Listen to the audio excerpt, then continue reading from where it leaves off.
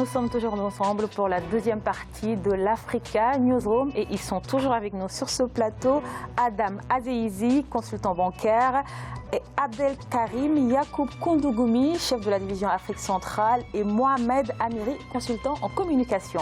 À présent, notre grand angle.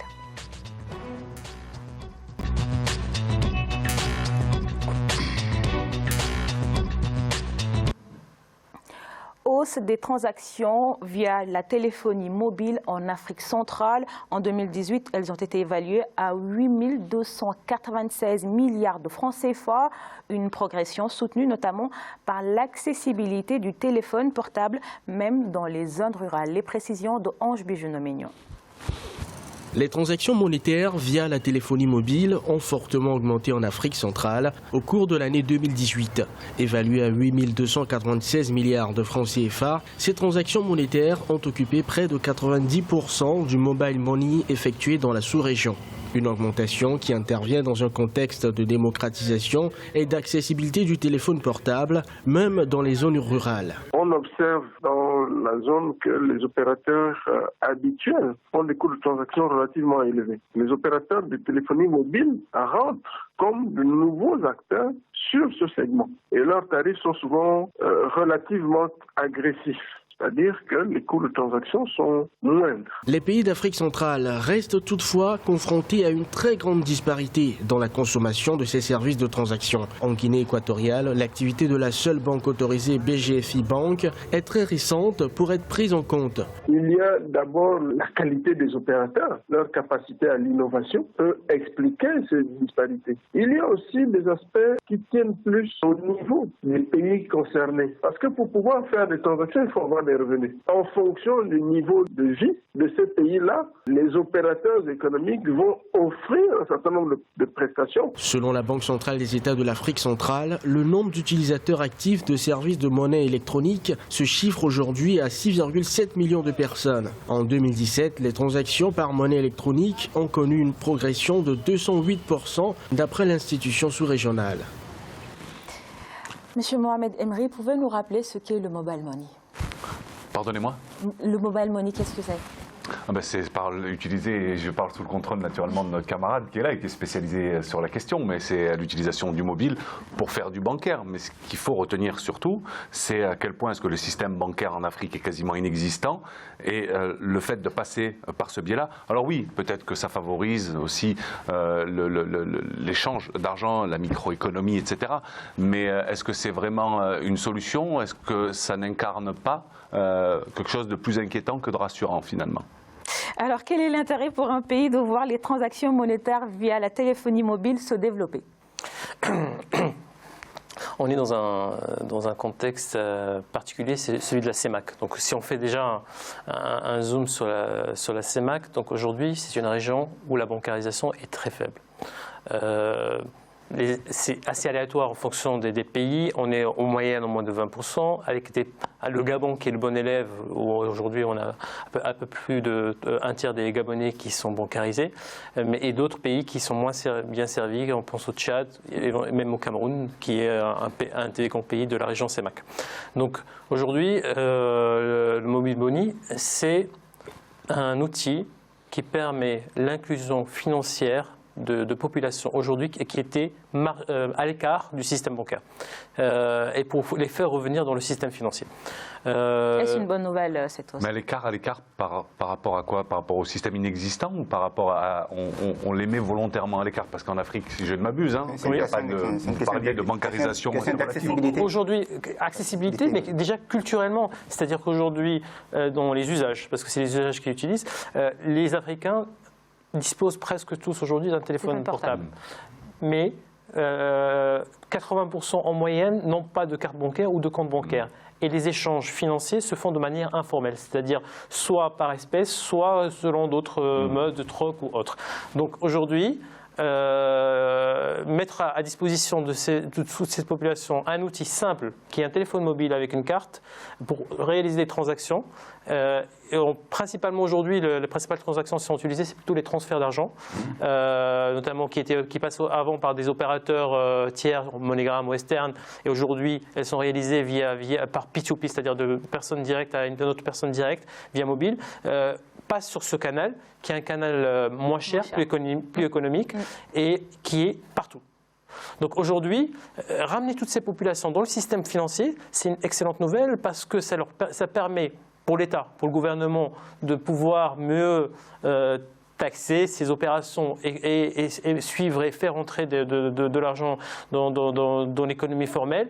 Et également, ça permet à ces populations de pouvoir avoir accès à un certain nombre de services auxquels ils n'avaient pas accès avant et développer cette culture financière qui, dans l'objectif à terme, c'est potentiellement de les faire encore plus évoluer vers d'autres produits potentiels. C'est ça ce qu'on appelle du cross-sell, c'est-à-dire de l'assurance ou d'autres produits financiers complémentaires dont ils ont besoin, mais auxquels ils n'avaient pas encore la maturité ou la connaissance de ces produits. Donc c'est de la pédagogie financière à faible coût qui permet de faire passer les Africains qui étaient à l'écart ou en périphérie des centres économiques locaux. Tout le monde n'habite pas au centre-ville d'Abidjan. Donc de rentrer dans le système et de pouvoir devenir des acteurs de l'économie de leur pays. Justement, ça fait gagner de l'argent à l'État, mais cette augmentation des transactions par paiement mobile, est-ce qu'elle ne se fait pas au détriment des banques traditionnelles? Non, ils sont liés en fait. Je vous rappelle que le mobile money, ce n'est pas de l'argent, hein. C'est un moyen de paiement. Il faut différencier les deux. On a toujours besoin d'une banque. Et pour que le mobile money puisse exister, il faut aussi l'agrément des banques. Il faut qu'il soit dans la zone UMOA, la zone CEMEAC ou la zone Afrique australe. Il faut l'agrément des banques pour le faire. Moi, je crois que c'est une chance extraordinaire pour l'Afrique. Aujourd'hui, on a plus de 1 milliard de cartes SIM qui circulent en Afrique. Plus de presque 800 millions de personnes sont abonnées, qui ont un abonnement. Ça, c'est quelque chose d'extraordinaire. Avant, ces personnes-là n'avaient pas accès, comme on l'a dit, soit au crédit, n'ont pas accès aux moyens de paiement classiques. Ou quand ils sont obligés de pouvoir voyager sur des questions sur des voyages. Par exemple, moi je vois par exemple des personnes du Tchad pouvoir partir vendre des trucs au Nigeria, des bétails ou tout ça, ne sont pas obligés de se trimballer avec des sacs de Naira ou des sacs de CFA. Ils vont aller là-bas et puis ils font juste des codes, ils payent et ils reviennent. Donc une question de sécurisation, donc moins de circulation des masses monétaires. Donc pour moi c'est une très très grande chance et ça booste l'économie. Et l'économie aujourd'hui, dans le monde entier, on est en train d'aller dans l'ère numérique, dans l'ère digitale, donc la digitalisation de l'économie. Donc l'Afrique est en train de rattraper et le mobile money est devenu un accélérateur d'intégration et d'inclusion qui permettra aujourd'hui de faciliter la circulation et de réduire le nombre d'intermédiaires dans les transactions. Parce qu'aujourd'hui, on n'a plus besoin de... Mais il y a forcément il y a beaucoup d'intermédiaires en fait. Et l'État pourra maintenant récolter les TVA, pourra récolter les taxes qui permettront de pouvoir financer les services parallèles. Et de deux, la dernière chose que je voulais ajouter, c'est que ça permet aussi de développer et d'accélérer la pénétration d'Internet. Parce que tout cela, il faut aussi l'Internet. Parce que si tu n'as pas l'Internet, en fait, ce n'est pas que le mobile money. On paye par l'application, on paye par le truc. Il y a les applications, il y a encore des systèmes un peu par SMS, mais... Oui, mais ça c'est très embryonnaire. Parce que n'oubliez pas que le mobile money est né en Afrique. C'est de l'Afrique, c'est au Kenya. PSA qui était un pionnier. C'est pour ça que je disais que c'est une créativité africaine. C'est là où on voit que l'Afrique s'approprie des outils pour inventer son chemin de développement. Mais il y a forcément et il faut le faire. Votre remarque est excellente parce que moi, dans le travail que nous fait, le mobile money est né en Afrique parce qu'il y avait un besoin et un usage qui était clair et simple, qui n'est pas le cas aujourd'hui en Europe, par exemple. Ils ont créé ici aussi des mobiles money grâce à l'Afrique. En toute honnêteté, quand on va voir des, quand on va voir des clients, on leur présente M-Pesa et l'Afrique de l'Est, qui est un modèle et qui est en avance par rapport à ce qui se fait aujourd'hui, parce que là-bas, il y avait un besoin, il n'y avait pas de compte bancaire. Par exemple, en France, les gens sont bancarisés à presque 100%. Là-bas, il n'y avait pas de bancarisation, donc il fallait trouver une solution rapide et claire et ne pas attendre le fait de mettre en place des agences ou des autres relais bancaires qui sont assez coûteux pour permettre à ces personnes de rentrer dans le système financier. Il fallait aller très vite et le mobile était là, donc c'était l'opportunité. Et ça permet aussi, ce qui est bien dans ce que vous dites pour compléter, en fait aujourd'hui on est dans les crypto-monnaies, vous connaissez Bitcoin. Donc du coup, aujourd'hui on a le Afro qui est né, on a le Ucoin, ça veut dire Ubuntu Coin, donc les Africains sont en train d'inventer leur propre monnaie. Je crois qu'à terme, ça permettra aussi de mener à l'unification de l'Afrique. Je crois que vous êtes un peu ambitieux quand vous dites ça. Hein. De la difficulté de l'innovation. De l'innovation qui permettra l'unité de l'Afrique. Mais monsieur, il y a forcément des limites liées à ce système de paiement. Oui, alors il y a des contraintes aujourd'hui. Il y a des risques. Je pense en CEMAC, parce que l'UEMOA est un peu plus en avance que la CEMAC sur ces sujets. En CEMAC, le régulateur, la Banque centrale régionale et le régulateur n'a pas encore mis en place l'ensemble du dispositif qui permet d'encadrer l'activité de mobile money, ce qui entraîne potentiellement quelques risques de dérive, notamment par rapport à des problématiques de piratage ou de détournement de prestations. Donc c'est quelque chose sur lequel c'est en cours, c'est en train d'évoluer. Pour encadrer cela, et en termes d'encadrement, c'est également la nature des établissements qui peuvent fournir ces services. Parce qu'aujourd'hui, qui fournit ces services? C'est des opérateurs téléphone mobile, mais aussi c'est des particuliers. C'est-à-dire qu'on peut trouver une personne qui est dans un quartier avec un téléphone mobile qui se transforme en opérateur. Non, maintenant il y a des exigences réglementaires. En CEMAC, c'est en cours. On doit être un EME, ça veut dire qu'établissement monétaire qui permet. Mais en plus, il faut avoir des outils de garantie. Mais il y a aussi le problème. En termes de aujourd'hui. Tu ne peux pas être un établissement de monnaie. En CEMAC. CEMAC, c'est la même chose. Non, il n'y avait pas des exigences en termes de fonds propres pour ces opérateurs qui étaient. Maintenant, c'est en cours. C'est un peu technique ce que vous dites là, monsieur. C'est en cours. Et donc aujourd'hui, ça c'est quelque chose qui est assez important. Moi, je donne juste un exemple. Par exemple, sur la monnaie africaine virtuelle, la crypto-monnaie africaine Afro, ils ont levé 750 milliards, l'équivalent des PIB africains. Et l'unité Afro coûte combien? Coûte 0,24 centimes de dollars. Et là, pour que ce soit crédible, il faut avoir des fonds, comme tu dis, qui permettront aujourd'hui de pouvoir garantir et sécuriser. C'est-à-dire que les gens ne se trouvent pas dans une situation de faillite. Moi, je crois qu'il faut être un peu flexible. C'est le balbutiement. Ça commence, ça arrive. Les États sont en retard. Les États courent après pour réglementer, après la naissance de la monnaie.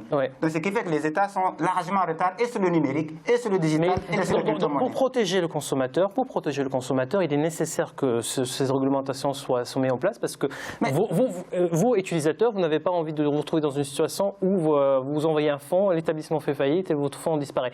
Donc, c'est quelque chose qui est dans l'intérêt du consommateur. Et c'est la nécessité d'avoir des fonds de garantie. Et pourquoi les opérateurs aujourd'hui sont privilégiés? Parce que les opérateurs, c'est des entités avec des structures existantes qui peuvent donner des garanties. Par contre, là, je vous rejoins dans les risques de dérive, et c'est quelque chose qui se passe, par exemple, en Côte d'Ivoire, qui est un pays qui est assez pionnier dans ce sens, c'est que l'État voit qu'une partie des revenus, certes, c'est des revenus qui entrent dans le système, mais d'une manière moindre que ce qu'il avait l'habitude d'avoir avec des opérateurs classiques bancaires. Et du coup, il y a une volonté de surtaxer ce type d'opérations. En Côte d'Ivoire, il y a eu des taxes supplémentaires qui ont été mises en place, ce qui peut engendrer un surcoût par rapport à ce type de prestations et freiner cette croissance. Donc, aujourd'hui, il est important que tout cet écosystème puisse bénéficier et collecter les fruits du mobile paiement. Néanmoins, et ne pas aller trop vite dans la surtaxation qui pourrait freiner cet engouement par rapport à ces solutions innovantes et permettre aux structures d'éclore, aux utilisateurs de s'imprégner des outils. Et justement, on va rester en Côte d'Ivoire, en Afrique de l'Ouest, où il y a aussi le problème de l'interopérabilité, je vais y arriver, parce qu'il y a une réglementation jugée trop rigide de la part de l'UEMOA. N'est-ce pas là un frein, comme vous le dites tout à l'heure, à l'inclusion financière sur le continent? Tout à fait, parce qu'aujourd'hui, certains opérateurs ne peuvent pas, quand vous êtes chez un opérateur, vous ne pouvez pas faire des paiements chez un autre opérateur. Donc on a de grands opérateurs tels Orange ou MTN qui se mettent aujourd'hui d'accord pour pouvoir proposer des systèmes interopérables, mais le micro-scellement des opérateurs à leur taille aujourd'hui crée un écosystème qui n'est pas entièrement connecté. L'objectif aujourd'hui, aujourd'hui, ce n'est pas seulement de connecter les opérateurs mobiles, mais connecter les opérateurs mobiles, les entreprises spécialisées et les banques pour pouvoir proposer aux flux monétaires qui circulent du mobile de pouvoir aller dans tous les sens. Et donc, en connectant tout le monde, ça sera un cercle vertueux pour tout le monde et sans effrayer les acteurs bancaires qui certains pensent que l'arrivée de ces petits opérateurs ou des grands opérateurs mobiles va les couper d'une partie de leur... C'est des moyens de paiement. De toute façon, on est obligé de passer par les banques. Ce n'est pas des monnaies en soi, c'est des moyens de paiement. Mais à côté des banques, des opérateurs téléphoniques, il y a les réseaux sociaux comme WhatsApp et Facebook qui se sont également lancés dans le mobile money. Ça chemine, on va dire, là maintenant vers une inclusion financière sur le continent. Une révolution. Une révolution. La révolution, non. La révolution, c'est que le franc CFA disparaisse. Mais choisissez les mots aussi que vous employez. On parle d'une révolution parce qu'on arrive avec un mobile à s'échanger de l'argent. Vous avez à l'échelle africaine. Non, mais c'est pas de la révolution, ça. Faites attention aux mots que vous employez. Je vous écoute très attentivement. Une révolution. Le point que vous soulevez est très intéressant. C'est aujourd'hui, on se dérive vers les usages qui développent les services et non un développement dans une chambre tel on imagine une offre et on la met sur le marché. Aujourd'hui, tout le monde est connecté sur Facebook, WhatsApp et on voit ce qui se passe en Chine. Je ne sais pas si vous connaissez WeChat. WeChat, c'est magnifique. Avec WeChat, c'est une application qui est équivalente de WhatsApp qui est plus connue en Europe. Vous pouvez tout faire, c'est-à-dire payer, faire vos transactions bancaires, acheter vos voyages, souscrire une assurance, faire vos courses, tout ça centralisé. Donc qu'est-ce qui se passe? Cette application, elle ne crée pas ces services. C'est une plateforme de connexion où des acteurs spécialisés, qui peuvent être de grandes banques internationales, type HSBC ou autres, viennent se plugger, c'est-à-dire se connecter sur la plateforme et proposer leurs services à leurs clients. On peut espérer la même chose sur le continent. Et donc sur le continent, on peut imaginer que des gens qui partagent tous une même application puissent proposer à des acteurs innovants, des fintech, des petits start-upers en Afrique qui veulent lancer leur activité, qui n'ont pas accès à une base client qui est assez importante, de rentrer sur cette plateforme et de distribuer leurs produits via cette plateforme et ainsi grandir et devenir avoir l'accès au crédit. Avoir accès au crédit et devenir des acteurs. Parce qu'on a l'impression que... Qu'est-ce que nos États peuvent faire pour faciliter ces accès au crédit, justement? En fait, nos États sont en retard sur tout. C'est pour ça que je disais que favoriser la pénétration de la téléphonie, favoriser le développement du web, favoriser, même encourager les jeunes à la création et à l'appropriation de ces outils, c'est la solution pour permettre à notre État de pouvoir s'en passer de toutes ces contraintes monétaires dont aujourd'hui subissent, donc il a dit le CFA, qui permet aujourd'hui pas d'avancer. Pour moi, c'est ça ce qu'il faut faire. Nos dirigeants doivent maintenant comprendre que la solution de l'Afrique en termes économiques est arrivée, donc le mobile money. Donc c'est extraordinaire cette révolution. Et nous devons maintenant dire à ces dirigeants de ne pas avoir peur. De ne pas avoir peur, d'investir là-dedans. En fait, on est arrivé à un moment où ça permet aujourd'hui de créer des emplois nouveaux, des compétences nouvelles. Et d'adapter notre jeunesse, nos entrepreneurs, nos artistes, nos créateurs, de pouvoir avoir des outils de leur développement et de concurrencer et de jouer sur l'espace et de se connecter à la finance mondiale. Aujourd'hui, ça c'est comme on dit, peut-être qu'on est en train de se battre pour pouvoir connecter entre l'Afrique de l'Ouest et l'Afrique centrale, et ainsi de suite. Un jour, on pourra même payer depuis le Tchad, payer quelque chose à Paris avec mobile phone. C'est possible. Il ne faut pas oublier qu'aujourd'hui, la première banque d'Afrique, c'est le matelas et l'oreiller. Ça nous permet aujourd'hui de se préparer. De se préparer à ce monde de demain où c'est les algorithmes qui décident, c'est les algorithmes qui gouvernent. Et si tu n'es pas dedans, tu seras et l'Africain est créatif, il faut juste lui donner l'opportunité de pouvoir et le soutien, le support pour pouvoir se lancer. Et il est capable aujourd'hui de lancer l'avenir de nombreuses solutions. L'avenir est en Afrique. Hein. Le monde est né en Afrique, l'avenir est en Afrique. Alors on va marquer une courte pause. On se retrouve dans quelques instants pour la troisième et dernière partie de l'Africa News World.